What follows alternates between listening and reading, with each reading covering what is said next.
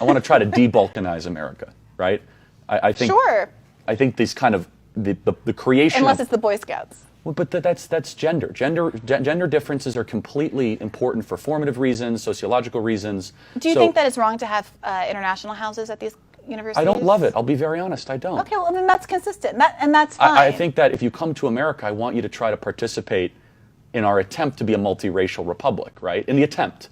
Like, I don't love the idea of hyphen America. I don't like this idea of Chinese American, Iranian American, African American. I want to try, albeit clumsy, to strive towards the idea that I'm an American. Like, I don't. So I hear that, Charlie. And if I could just say this, I think this is such a crucial point. Part of, I think, why some Black people and other non-white people bristle a little bit at this idea that, you know, people like yourselves really want individuality and the ability to be your own person and not to be subsumed in stereotypes or groups or tribalism, is that the whole story, the whole narrative of advocating for yourself on the basis of your identity historically has been because by law, you weren't allowed to be an individual. By the Constitution, you were 3/5 of a person. By Jim Crow laws, you couldn't ride the same trains as whites or drink at the same water fountains. By redlining, you weren't allowed by law to live in the same neighborhoods as whites, or you at least weren't going to be granted a loan to be able to live in the same neighborhoods as whites. And many of those white neighborhoods had restrictive covenants in the lease that explicitly precluded Black people from living in those neighborhoods.